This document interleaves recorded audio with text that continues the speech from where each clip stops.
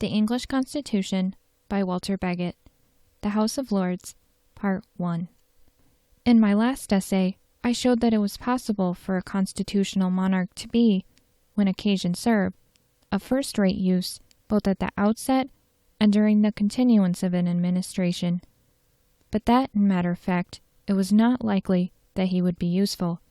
The requisite ideas, habits, and faculties far surpass the usual competence of an average man, educated in the common manner of sovereigns. The same arguments are entirely applicable at the close of an administration. But at that conjure, the two most singular prerogatives of an English king, the power of creating new peers and the power of dissolving the commons, come into play, and we cannot duly criticize the use or misuse of these powers till we know what the peers are and what the House of Commons is. The use of the House of Lords, or rather, of the Lords, in its dignified capacity, is very great. It does not attract so much reverence as the Queen, but it attracts very much. The office of an order of nobility is to impose on the common people, not necessarily to impose on them what is untrue, yet less what is hurtful, but still to impose on their quiescent imaginations what would not otherwise be there. The fancy of the mass of men is incredibly weak. It can see nothing without a visible symbol, and there is much that it can scarcely make out with the symbol. Nobility is the symbol of mind. It has the marks from which the mass of men always used to infer mind, and often still infer it. A common clever man who goes into a country place will get no reverence, but the old squire will get reverence.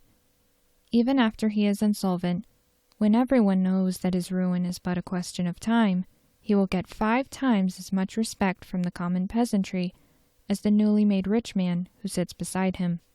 The common peasantry will listen to his nonsense more submissively than to the new man's sense. An old lord will get infinite respect.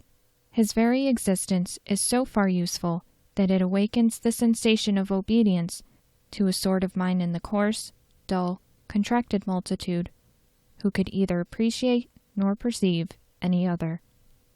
The order of nobility is of great use, too, not only in what it creates, but in what it prevents. It prevents the rule of wealth, the religion of gold. This is the obvious and natural idol of the Anglo-Saxon. He is always trying to make money. He reckons everything in coin. He bows down before a great heap and sneers as he passes a little heap. He has a natural, instinctive admiration of wealth for its own sake, and within good limits, the feeling is quite right. So long as we play the game of industry vigorously and eagerly, and I hope we shall long play it, for we must be very different from what we are, if we do anything better, we shall of necessity respect and admire those who play successfully, and a little despise those who play unsuccessfully. Whether this feeling be right or wrong, it is useless to discuss. To a certain degree, it is involuntary. It is not for mortals to settle whether we will have it or not. Nature settles for us that, within moderate limits, we must have it. But the admiration of wealth in many countries goes far beyond this. It ceases to regard in any degree the skill of acquisition. It respects wealth in the hands of the inheritor just as much as in the hands of the maker. It is a simple envy and love of a heap of gold as a heap of gold. From this, our aristocracy preserves us. There is no country where a poor devil of a millionaire is so ill off as in England. The experiment is tried every day, and every day it is proved that money alone, money per et simple, will not buy London society. Money is kept down and, so to say, cowed by the predominant authority of a different power. But it may be said that this is no gain, that worship for worship, the worship of money, is as good as the worship of rank. Even granting that it were so, it is a great gain to society to have 2 idols. In the competition of idolatries, the true worship gets a chance. But it is not true that the reverence for rank, at least for hereditary rank, is as base as the reverence for money. As the world is gone, manner has been half hereditary in certain castes, and manner is one of the fine arts. It is the style of society. It is in the daily spoken intercourse of human beings what the art of literary expression is in their occasional written intercourse. In reverencing wealth, we reverence not a man, but an appendix to a man. In reverencing inherited nobility, we reverence the probable possession of a great faculty, the faculty of bringing out what is in one. The unconscious grace of life may be in the middle classes. Finely mannered persons are born everywhere, but it ought to be in the aristocracy, and a man must be born with a hitch in his nerves if he has not some of it. It is a physiological possession of the race, though it is sometimes wanting in the individual. There is a third idolatry from which that of rank preserves us, and perhaps it is the worst of any, that of office. The basest deity is a subordinate employee, and yet just now, in civilized governments, it is the commonest. In France, and all the best of the continent, it rules like a superstition. It is to no purpose that you prove that the pay of petty officials is smaller than mercantile pay, that their work is more monotonous than mercantile work, that their mind is less useful and their life more tame. They are still thought to be greater and better. They are decords. They have a little red on the left breast of their coat, and no argument will answer that. In England, by the odd course of our society, what a theorist would desire has in fact turned up. The great offices, whether permanent or parliamentary, which require mind now give social prestige, and almost only those. An Under-Secretary of State with £2,000 a year is a much stronger man than the director of a finance company with £5,000, and the country saves the difference. But except in a few offices like the Treasury, which were once filled with aristocratic people, and have an odor of nobility at second hand, minor place is of no social use. A big grocer despises the exciseman, and what in many countries would be thought impossible, the exciseman envies the grocer. Solid wealth tells where there is no artificial dignity given to petty public functions. A clerk in the public service is nobody, and you could not make a common Englishman see why he should be anybody. But it must be owned that this turning of society into a political expedient has half spoiled it. A great part of the best English people keep their mind in a state of decorous dullness. They maintain their dignity, they get obeyed, they are good and charitable to their dependents, but they have no notion of play in mind, no conception that the charm of society depends upon it. They think cleverness an antic, and have a constant, though needless horror to being taught to have any of it. So much does this stiff dignity give the tone, that the few Englishmen capable of social brilliancy mostly secrete it. They reserve it for persons whom they can trust, and whom they know to be capable of appreciating its nuances. But a good government is well worth a great deal of social dullness. The dignified torpor of English society is inevitable if we give precedence, not to the cleverest classes, but to the oldest classes, and we have seen how useful that is. The social prestige of the aristocracy is, as everyone knows, immensely less than it was 100 years or even 50 years since. Two great movements, the two greatest of modern society, have been unfavorable to it. The rise of industrial wealth in countless forms has brought in a competitor which has generally more mind, and which would be supreme if it were not for awkwardness and intellectual gene.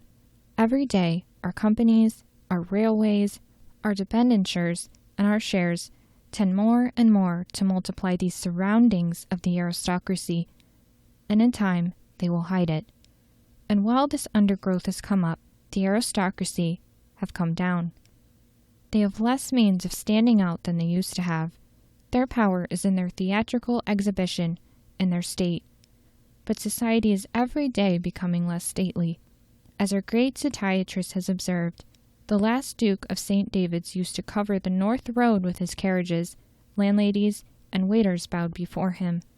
The present Duke sneaks away from a railway station, smoking a cigar and a brougham. The aristocracy cannot lead the old life if they would. They are ruled by a stronger power.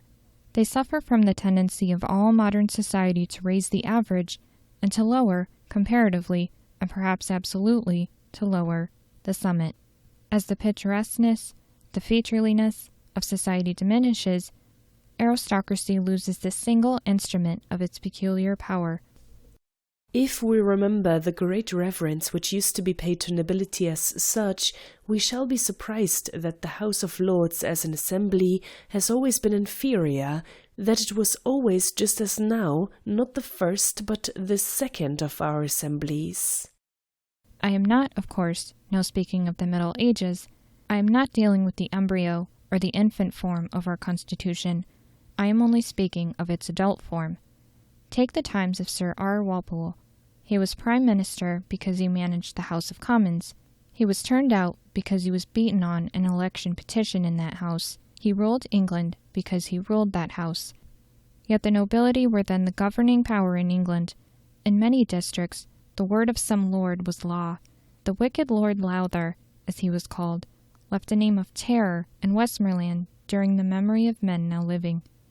A great part of the borough members and a great part of the county members were their nominees. An obedient, unquestioning deference was paid them. As individuals, the peers were the greatest people. As a house, the collected peers were but the second house. Several causes contributed to create this anomaly, but the main cause was a natural one. The House of Peers has never been a house where the most important peers were most important. It could not be so. The qualities which fit a man for marked eminence in a deliberative assembly are not hereditary and are not coupled with great estates. In the nation and the provinces, in his own province, a Duke of Devonshire or a Duke of Bedford was a much greater man than Lord Thurlow. They had great estates, many boroughs, innumerable retainers, followings like a court. Lord Thurlow had no boroughs, no retainers. He lived on his salary. Till the House of Lords met, the dukes were not only the greatest, but immeasurably the greatest. But as soon as the House met, Lord Thurlow became the greatest. He could speak, and the others could not speak. He could transact business in half an hour, which they could not have transacted in a day, or could not have transacted at all. When some foolish peer, who disliked his domination, sneered at his birth, he had words to meet the case. He said it was better for anyone to owe his place to his own exertions than to owe it to descent, to being the accident of an accident.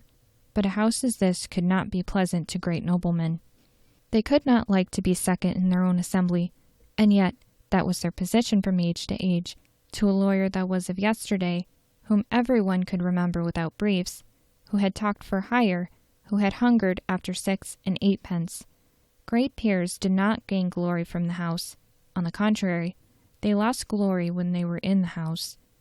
They devised 2 expedients to get out of this difficulty. They invented proxies, which enabled them to vote without being present, without being offended by vigor and invective, without being vexed by ridicule, without leaving the rural mansion or the town palace where they were demigods. And what was more effectual still, they used their influence in the House of Commons instead of the House of Lords.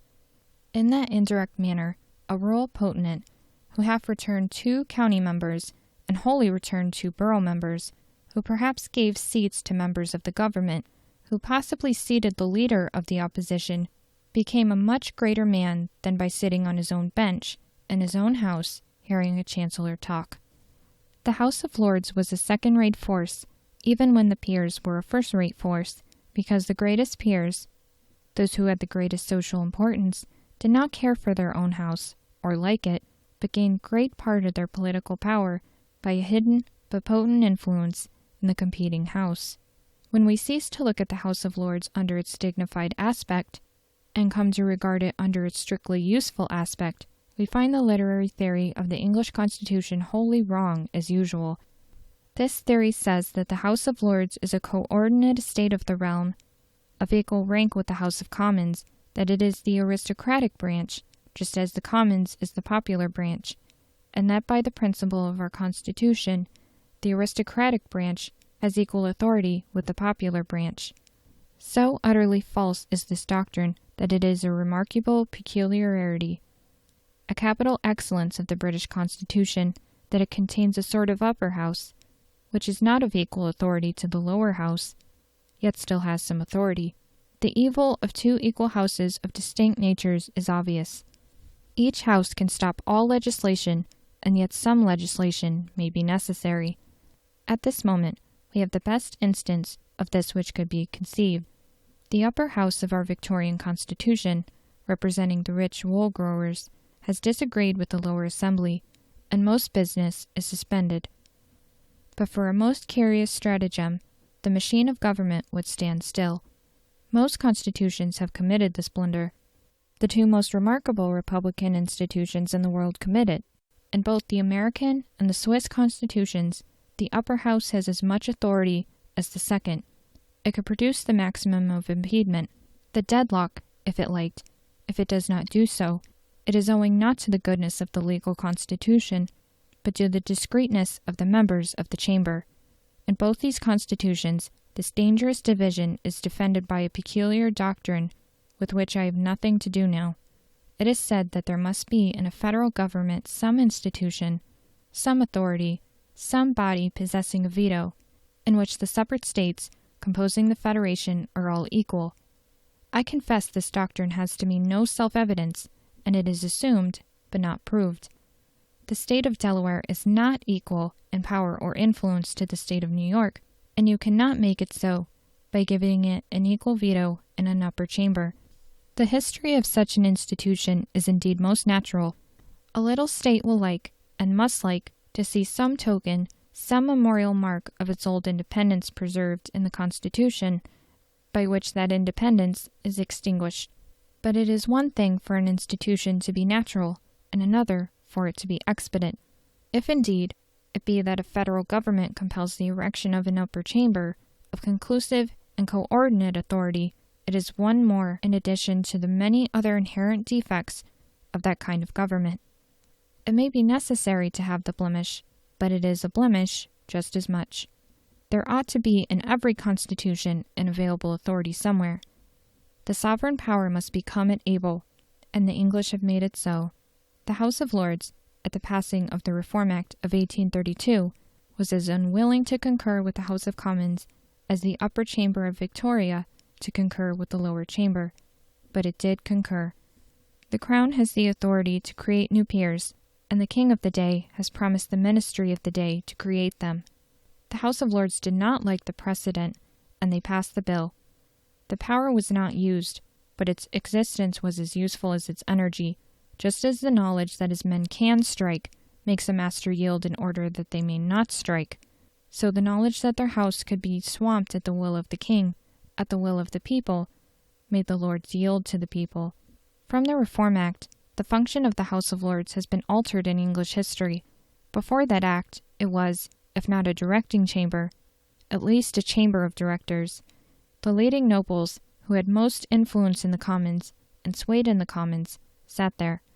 Aristocratic influence was so powerful in the House of Commons that there never was any serious breach of unity. When the houses quarreled, it was as in the great Aylesbury case, about their respective privileges, and not about the national policy. The influence of the nobility was then so potent that it was not necessary to exert it. The English Constitution, though then on this point very different from what it now is, did not even then contain the blunder of the Victorian or of the Swiss Constitution. It had not two houses of distinct origin. It had two houses of common origin, two houses in which the predominant element was the same. The danger of discordance was obviated by a latent unity. Since the Reform Act, the House of Lords has become a revising and suspending house. It can alter bills. It can reject bills on which the House of Commons is not yet thoroughly in interest, upon which the nation is not yet determined. Their veto is a sort of hypothetical veto. They say, "We reject your bill for this once, or these twice, or even these thrice, but if you keep on sending it up, at last we won't reject it." The House has ceased to be one of latent directors, and has become one of temporary rejectors and palpable alterers. It is the sole claim of the Duke of Wellington to the name of a statesman that he presided over this change. He wished to guide the Lords to their true position, and he did guide them.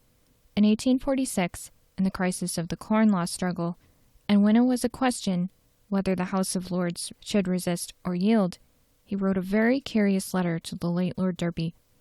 For many years, indeed from the year 1830, when I retired from office, I have endeavored to manage the House of Lords upon the principle on which I conceive that the institution exists in the constitution of the country, that of conservatism. I have invariably objected to all violent and extreme measures, which is not exactly the mode of acquiring influence in a political party in England, particularly one in opposition to government.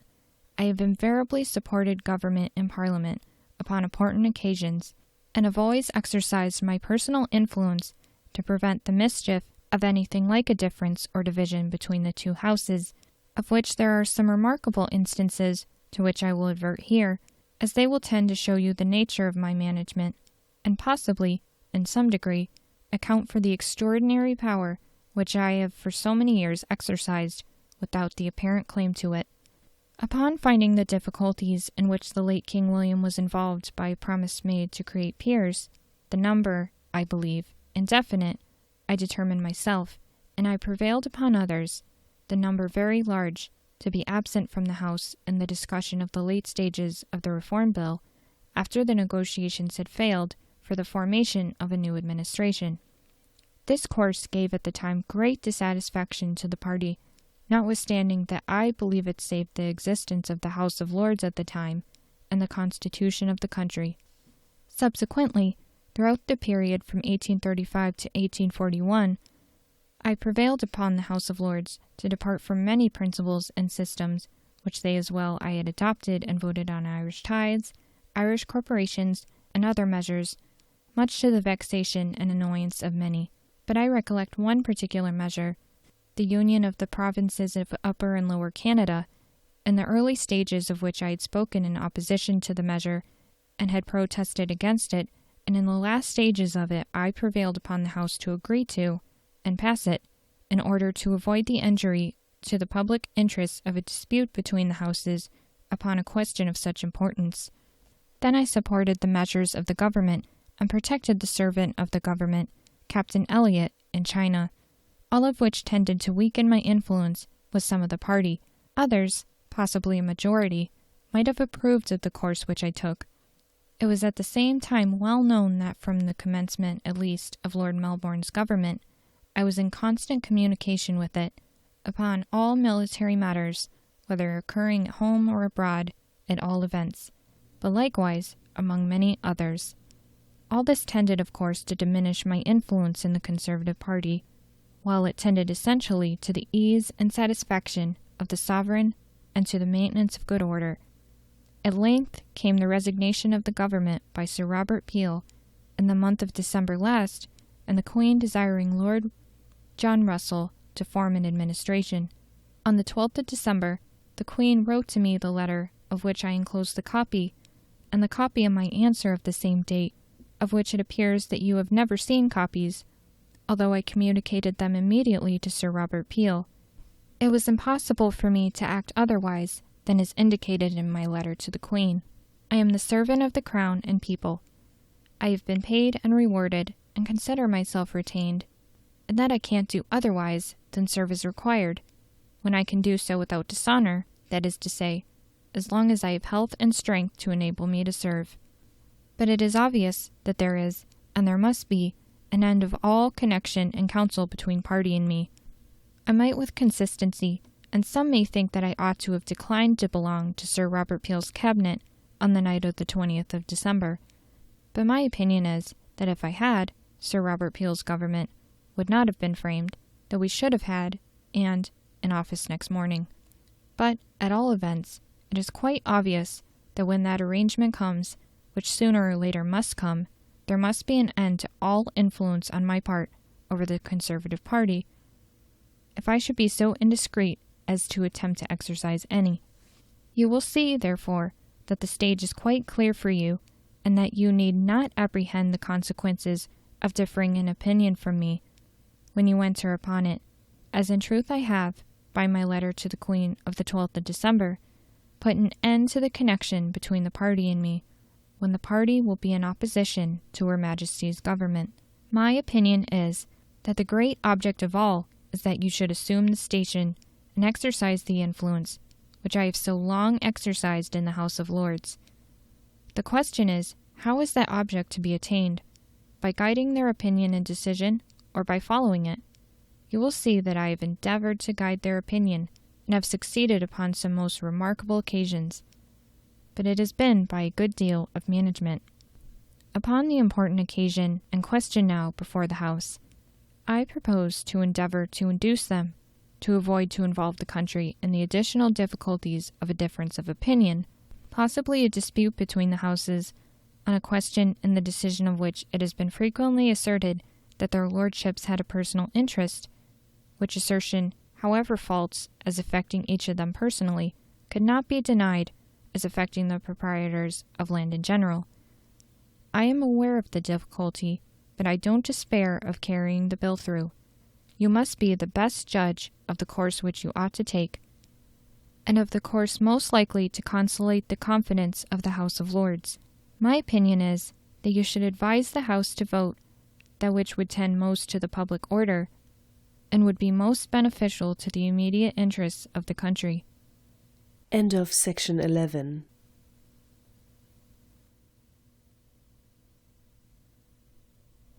The English Constitution by Walter Bagehot, The House of Lords, Part 2. This is the mode in which the House of Lords came to be what it now is, a chamber with, in most cases, a veto of delay with, in most cases, a power of revision, but with no other rights or powers. The question we have to answer is, the House of Lords being such, what is the use of the Lords? The common notion evidently fails that it is a bulwark against imminent revolution. As the Duke's letter in every line evinces, the wisest members, the guiding members of the House, know that the House must yield to the people if the people is determined. The two cases, that of the Reform Act and the Corn Laws, were decisive cases. The great majority of the Lords thought reform revolution, free trade confiscation, and the two together ruin. If they could ever have been trusted to resist the people, they would have then resisted it. But in truth, it is idle to expect a second chamber, a chamber of notables, ever to resist a popular chamber, a nation's chamber. When that chamber is vehement, and the nation vehement too, there is no strength in it for that purpose. Every class chamber, every minority chamber, so to speak, feels weak and helpless when the nation is excited. In a time of revolution, there are but two powers, the sword and the people. The executive commands the sword, the great lesson which the first Napoleon taught the partisan populace, the contribution he made to the theory of revolutions at the 18th Brumaire, is now well known. Any strong soldier at the head of the army can use the army, but a second chamber cannot use it. It is a pacific assembly composed of timid peers, aged lawyers, or, as abroad, clever literateurs. Such a body has no force to put down the nation, and if the nation will have it do something, it must do it. The very nature, too, as has been seen, of the Lords in the English Constitution shows that it cannot stop revolution. The Constitution contains an exceptional provision to prevent its stopping it. The executive, the appointee of the popular chamber, and the nation can make new peers, and so create a majority in the peers. It can say to the Lords, use the powers of your house as we like, or you shall not use them at all. We will find others to use them. Your virtue shall go out of you if it is not used as we like, and stopped when we please. An assembly under such a threat cannot arrest, and could not be intended to arrest, a determined and insisting executive. In fact, the House of Lords, as a house, is not a bulwark that will keep out revolution, but an index that revolution is unlikely. Resting as it does upon old deference and inveterate homage, it shows that the spasm of new forces, the outbreak of new agencies, which we call revolution, is for the time simply impossible. So long as many old leaves linger on the November trees, you know that there has been little frost and no wind. Just so while the House of Lords retains much power, you may know that there is no desperate discontent in the country, no wild agency likely to cause a great demolition. There used to be a singular idea that two chambers, a revising chamber and a suggesting chamber, were essential to a free government. The first person that threw a hard stone, an effectually hitting stone, against the theory was one very little likely to be favorable to democratic influence, or to be blind to the use of aristocracy. It was the present Lord Grey. He had to look at the matter practically.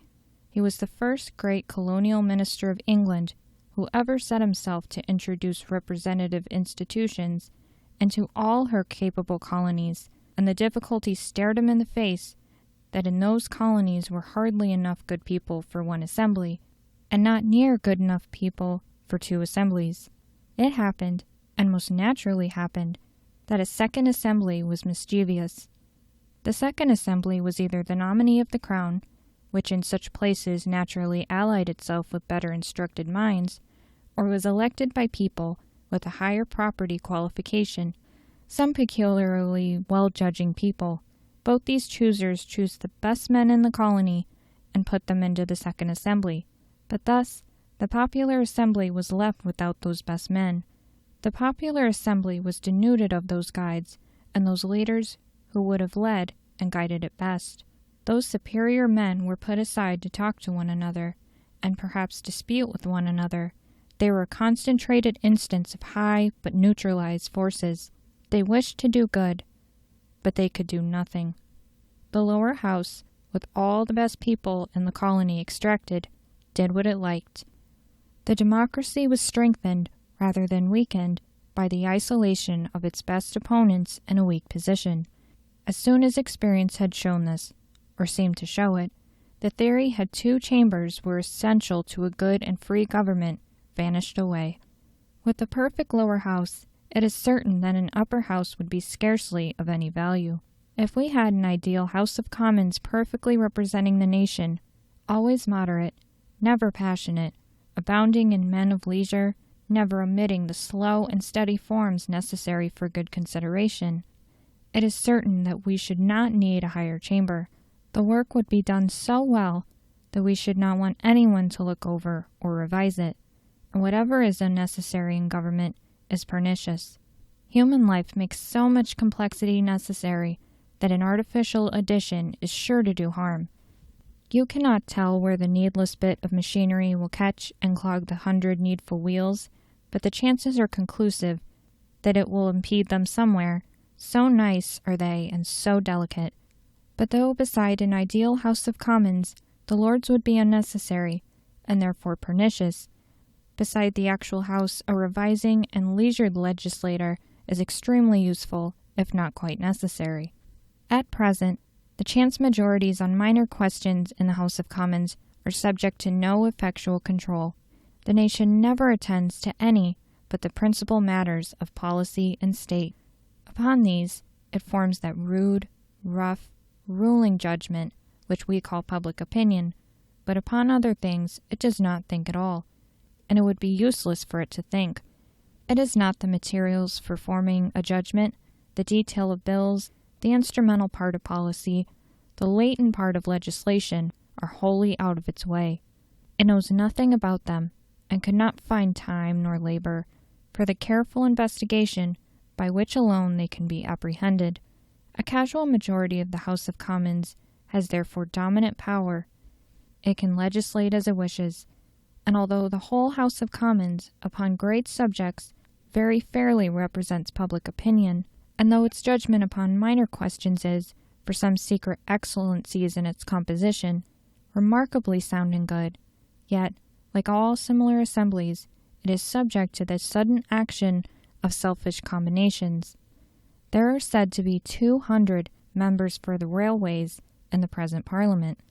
If these 200 choose to combine on a point which the public does not care for, and which they care for it because it affects their purse, they are absolute. A formidable sinister interest may always obtain the complete command of a dominant assembly by some chance and for a moment, and it is therefore of great use to have a second chamber of an opposite sort, differently composed, in which that interest in all likelihood will not rule. The most dangerous of all sinister interests is that of the executive government, because it is the most powerful. It is perfectly possible, it has happened and will happen again, that the cabinet, being very powerful in the Commons, may inflict minor measures on the nation which the nation did not like, but which it did not understand enough to forbid. If, therefore, a tribunal of revision can be found in which the executive, though powerful, is less powerful, the government will be the better. The retarding chamber will impede minor instances of parliamentary tyranny, though it will not prevent or much impede revolution. Every large assembly is, moreover, a fluctuating body. It is not one house, so to say, but a set of houses. It is one set of men tonight and another tomorrow night. A certain unity is doubtless preserved by the duty which the executive is supposed to undertake, and does undertake, of keeping a house. A constant element is so provided about which all sorts of variables accumulate and pass away. But even after due allowance for the full weight of this protective machinery, our House of Commons is, as all such chambers must be, subject to sudden turns and bursts of feeling, because the members who compose it change from time to time. The pernicious result is perpetual in our legislation. Many acts of Parliament are medleys of different motives, because the majority which passed one set of its clauses is different from that which passed another set.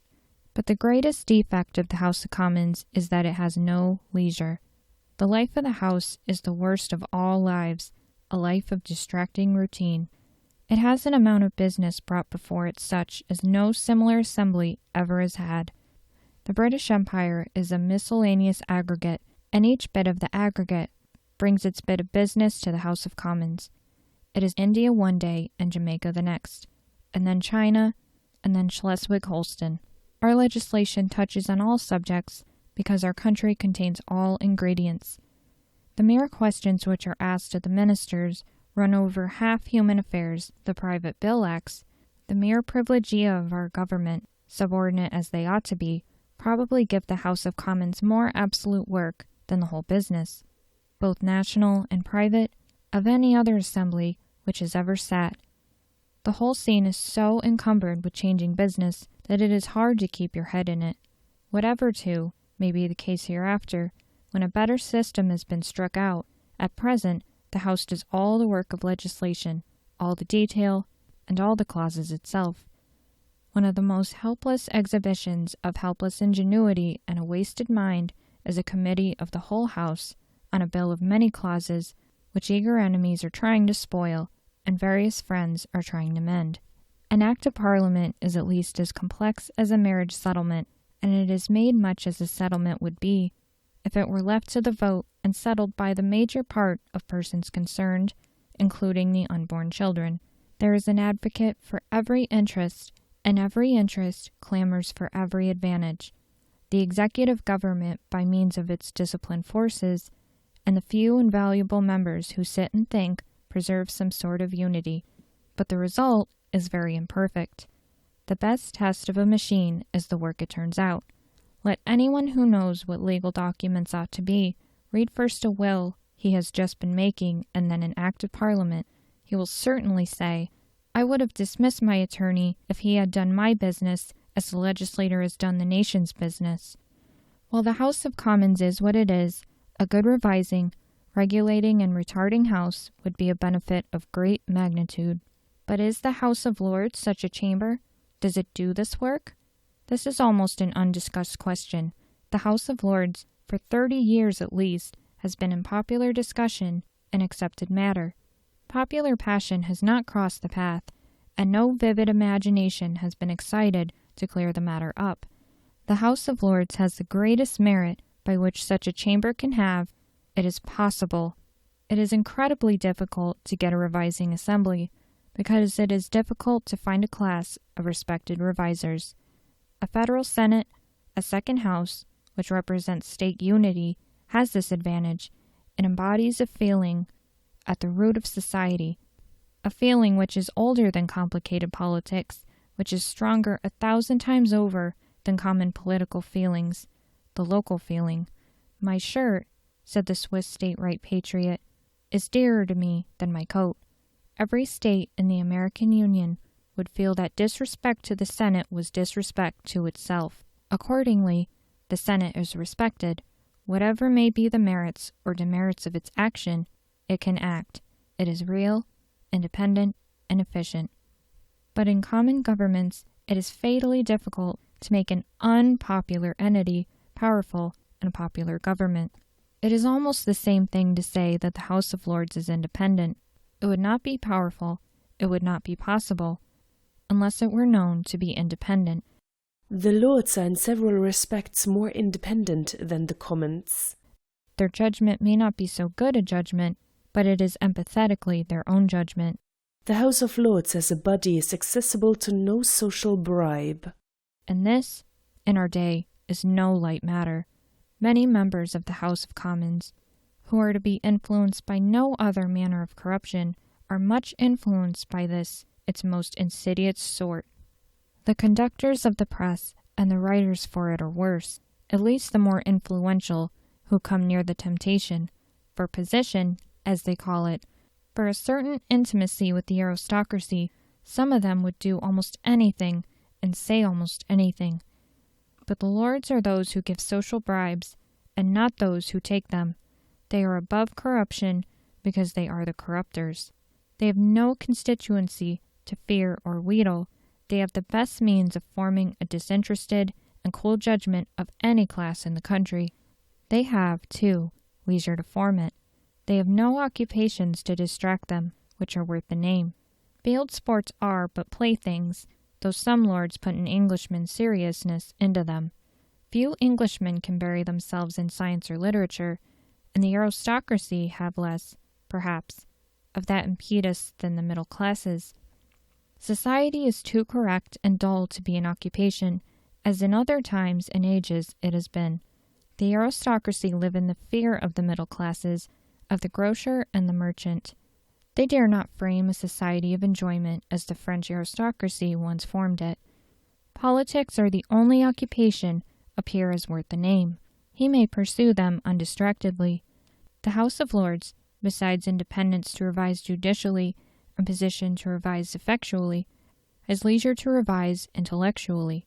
These are great merits, and, considering how difficult it is to get a good second chamber, and how much with our present first chamber we need a second, we may well be thankful for them. But we must not permit them to blind our eyes. Those merits of the Lords have faults close beside them which go far to make them useless. With its wealth, its place, and its leisure, the House of Lords would, on the very surface of the matter, rule us far more than it does, if it had not secret defects which hamper and weaken it. The first of these defects is hardly to be called secret, though, on the other hand, it is not well known. A severe, though not unfriendly critic of our constitutions, said that the cure for admiring the House of Lords was to go and look at it, to look at it not on a great party field day or at a time of parade, but in the ordinary transaction of business. There are perhaps 10 peers in the House, possibly only 6. 3 is the quorum for transacting business. A few more may dawdle in or not dawdle in. Those are the principal speakers, the lawyers. A few years ago when Lyndhurst, Brougham, and Campbell were in vigor, these were by far the predominant talkers, and a few statesmen whom everyone knows. But the mass of the House is nothing. This is why orators trained in the Commons detest to speak in the Lords. Lord Chatham used to call it the tapestry.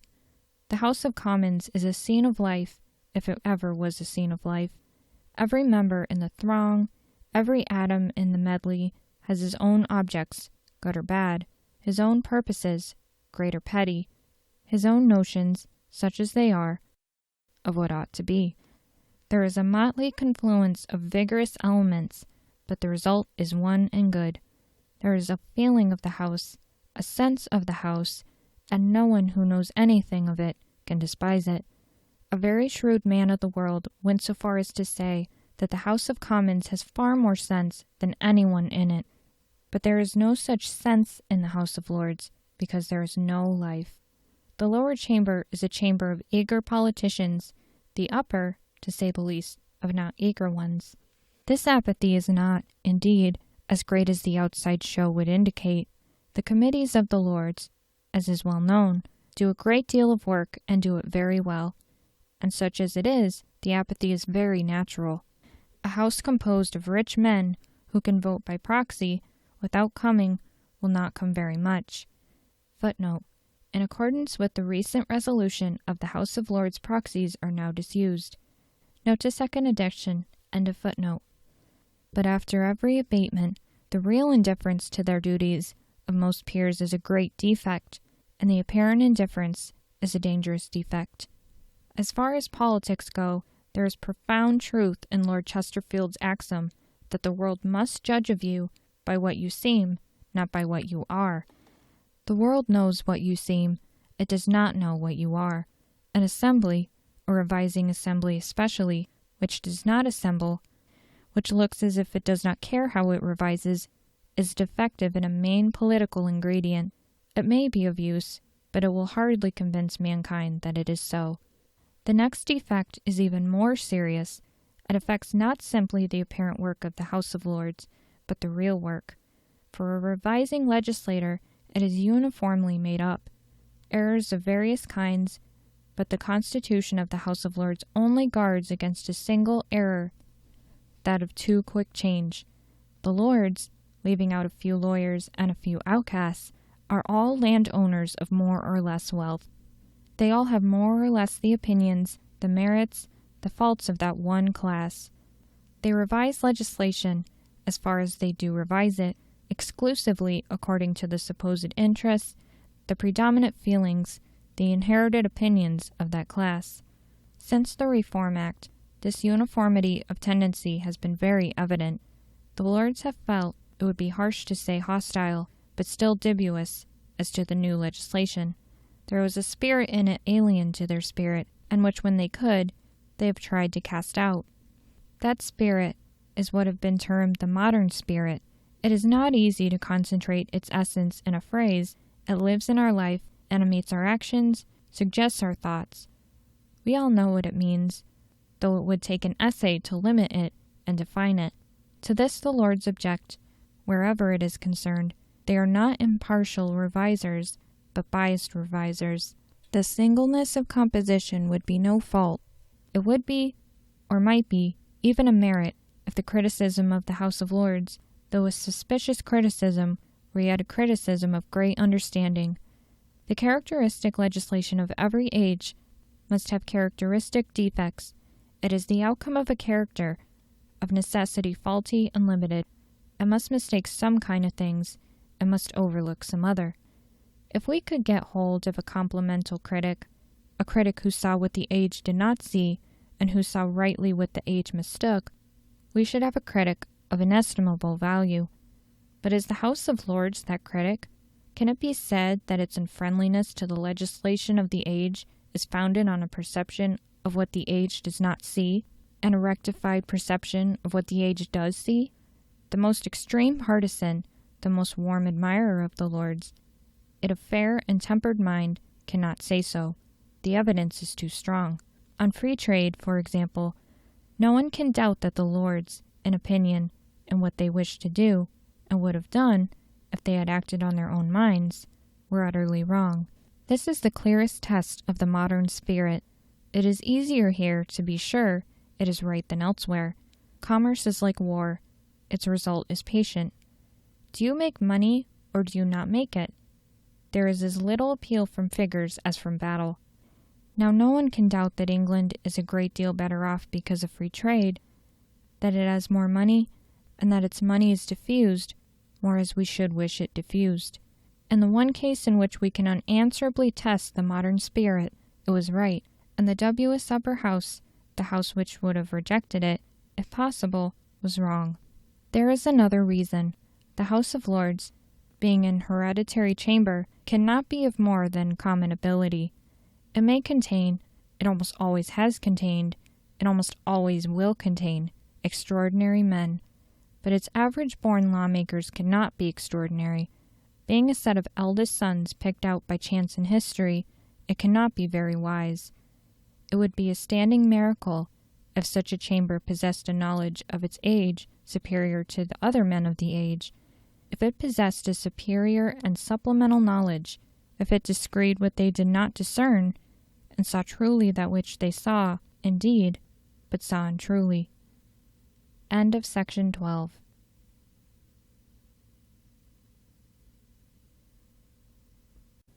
The English Constitution by Walter Bagehot. The House of Lords, Part 3. The difficulty goes deeper. The task of adequately revising the legislation of this age, is not only that which an aristocracy has no facility in doing, but one which it has a difficulty in doing. Look at the statute book for 1865, the statutes at large for the year. You will find, not pieces of literature, not nice and subtle matters, but coarse matters, crude heaps of heavy business. They deal with trade, with finance, with statute law reform, with common law reform. They deal with various sorts of business, but with business always. And there is no educated human being less likely to know business, worse placed for knowing business, than a young lord. Business is really more agreeable than pleasure. It interests the whole mind, the aggregate nature of man more continuously and more deeply. But it does not look as if it did. It is difficult to convince a young man, who can have the best of pleasure, that it will. A young lord just come into £30,000 a year will not, as a rule, care much for the law of patents, for the law of passing tolls, or the law of prisons. Like Hercules, he may choose virtue, but hardly Hercules could choose business. He has everything to allure him from it, and nothing to allure him to it. And even if he wished to give himself to business, he has indifferent means. Pleasure is near him, but business is far from him. Few things are more amusing than the ideas of a well-intentioned young man who is born out of the business world, but who wishes to take to business, about business. He has hardly a notion in what it consists. It really is the adjustment of certain particular means to equally certain particular ends. But hardly any young man destitute of experience is able to separate end and means. It seems to him a kind of mystery, and it is lucky if he do not think the forms are the main part, and that the end is but secondary. There are plenty of business men falsely so called, who will advise him so.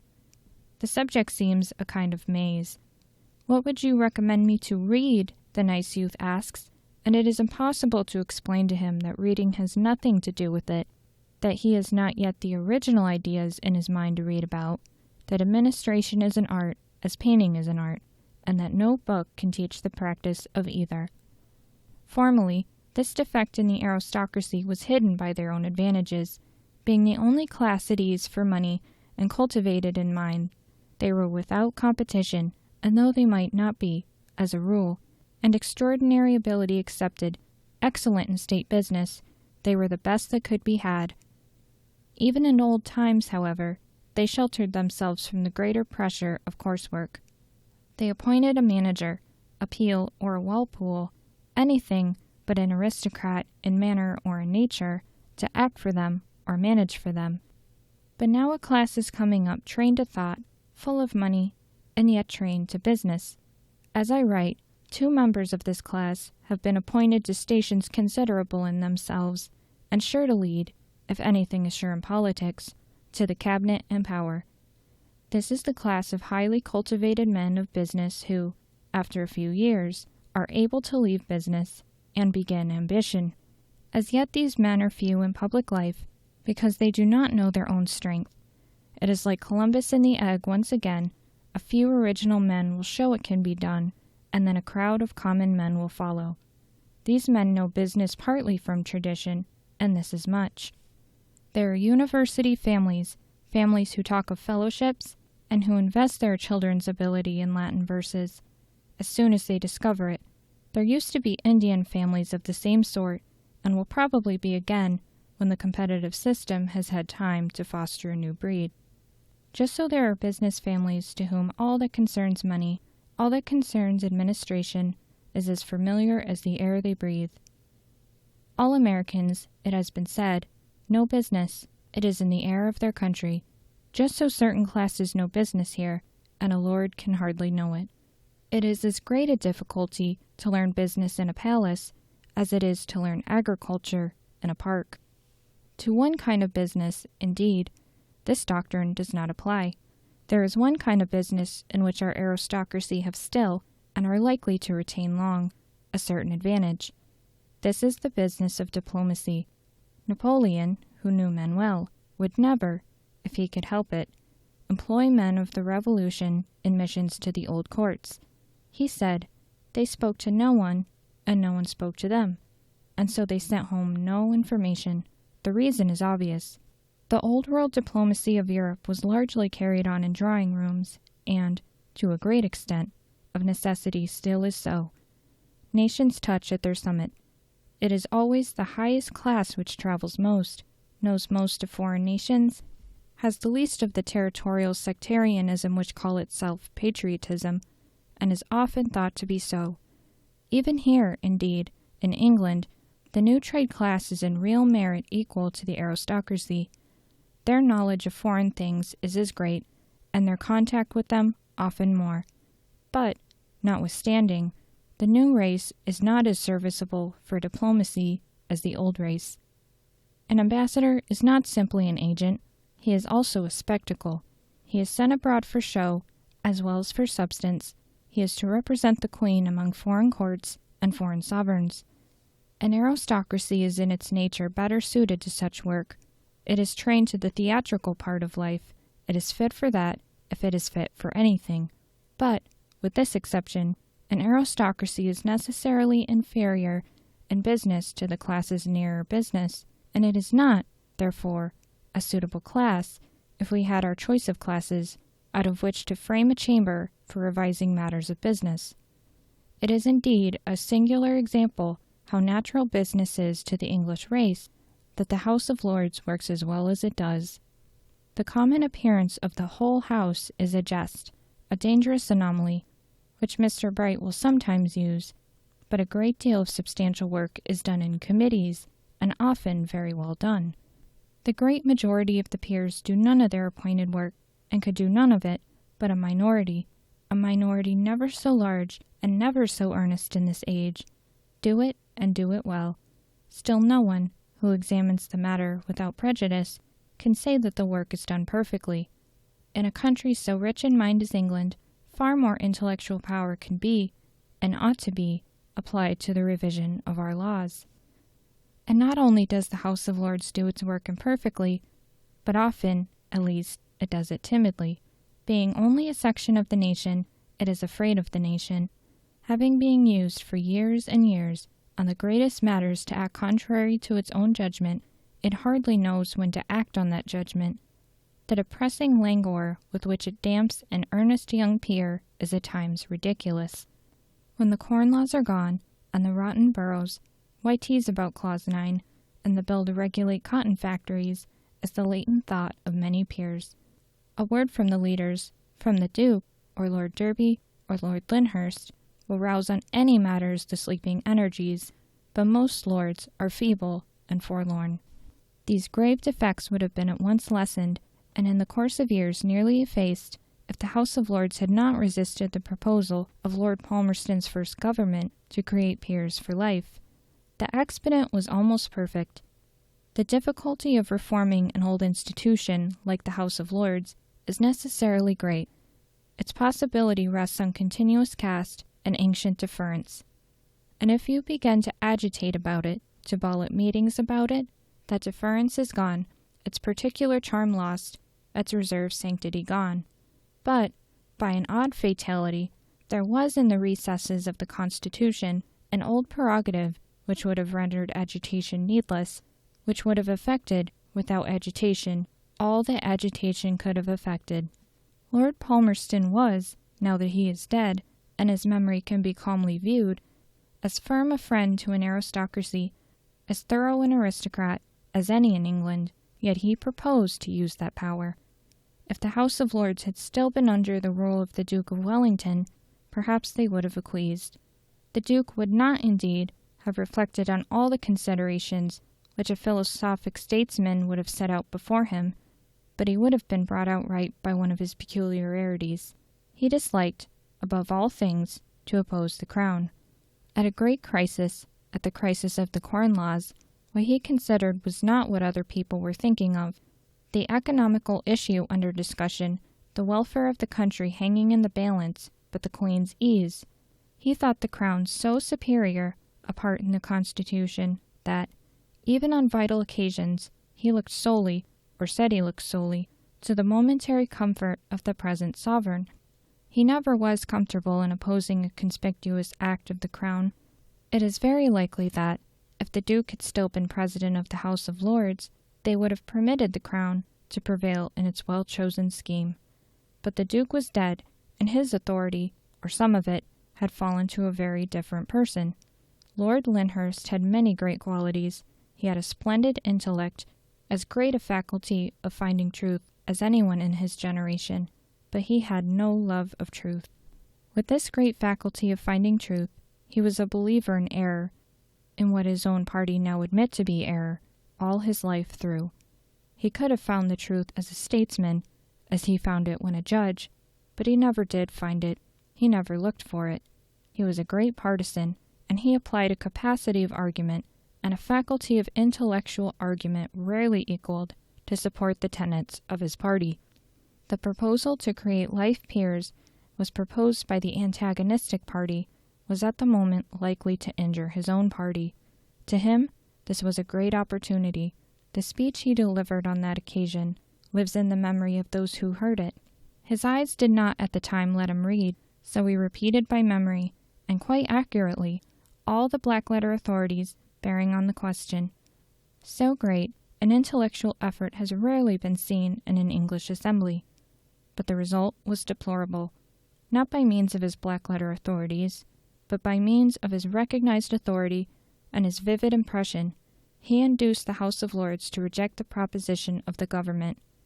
Lord Lyndhurst said the Crown could not now create life peers, and so there are no life peers. The House of Lords rejected the inestimable, the unprecedented opportunity of being tacitly reformed. Such a chance does not come twice.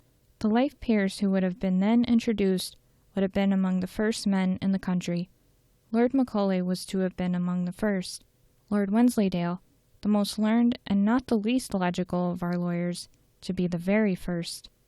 30 or 40 such men, added judiciously and sparingly as years went on, would have given to the House of Lords the very element which, as a criticizing chamber, it needs so much. It would have given it critics.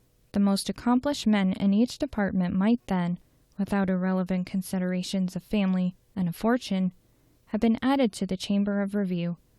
The very element which was wanted to the House of Lords was, as it were, by a constitutional providence, offered to the House of Lords, and they refused it. By what species of effort that error can be repaired, I cannot tell, but, unless it is repaired, the intellectual capacity can never be what it would have been, will never be what it ought to be, will never be sufficient for its work. Another reform ought to have accomplished the creation of life peers. Proxies ought to have been abolished. Some time or other, the slack attendance of the House of Lords will destroy the House of Lords. There are occasions in which appearances are realities, and this is one of them. The House of Lords on most days looks so unlike what it ought to be, that most people will not believe it is what it ought to be. The attendance of considerate peers will, for obvious reasons, be larger when it can no longer be overpowered by the non-attendance, by the commission votes of inconsiderate peers. The abolition of proxies would have made the House of Lords a real house. The addition of life peers would have made it a good house. The greater of these changes would have most materially aided the House of Lords in the performance of its subsidiary functions. It always perhaps happens in a great nation that certain bodies of sensible men hosted prominently in its constitution acquire functions and usefully exercise functions which at the outset no one expected from them, and which do not identify themselves with their original design. This has happened to the House of Lords especially. The most obvious instance is the judicial function. This is a function which no theorist would assign to a second chamber in a new constitution, and which is matter of accident in ours. Gradually, indeed, the unfitness of the second chamber for judicial functions has made itself felt. Under our present arrangements, this function is not entrusted to the House of Lords, but to a committee of the House of Lords.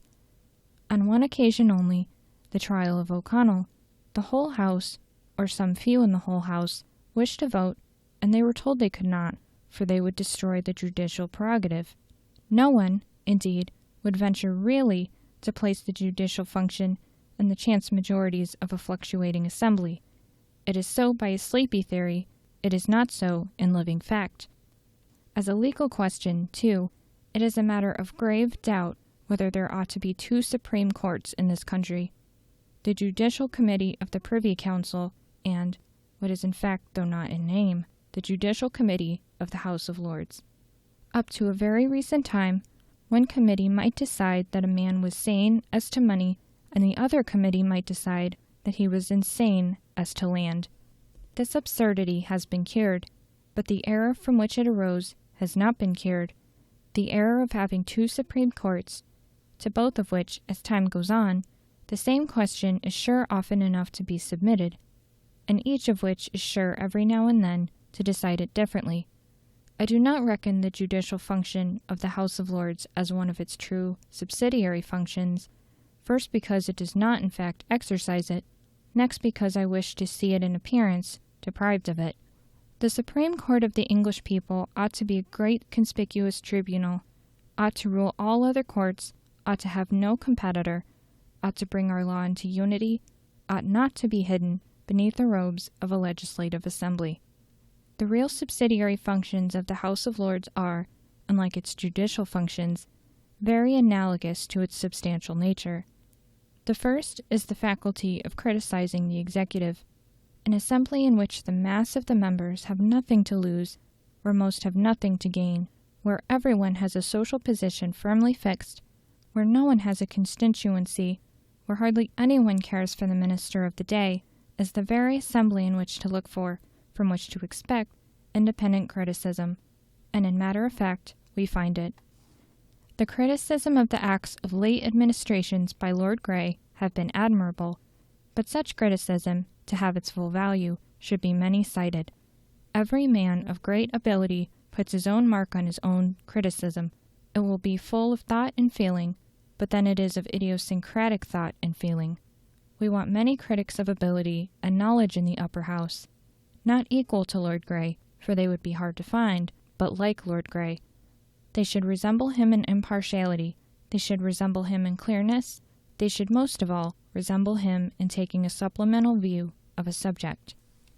There is an actor's view of a subject which, I speak of nature and discussed action, of cabinet action, is nearly sure to include everything old and new, everything ascertained and determinate. But there is also a bystander's view, which is likely to admit some or more of these old and certain elements, but is also to contain some new or distant matter, which the absorbed and occupied actor could not see. There ought to be many life peers in our secondary chamber, capable of giving us this higher criticism.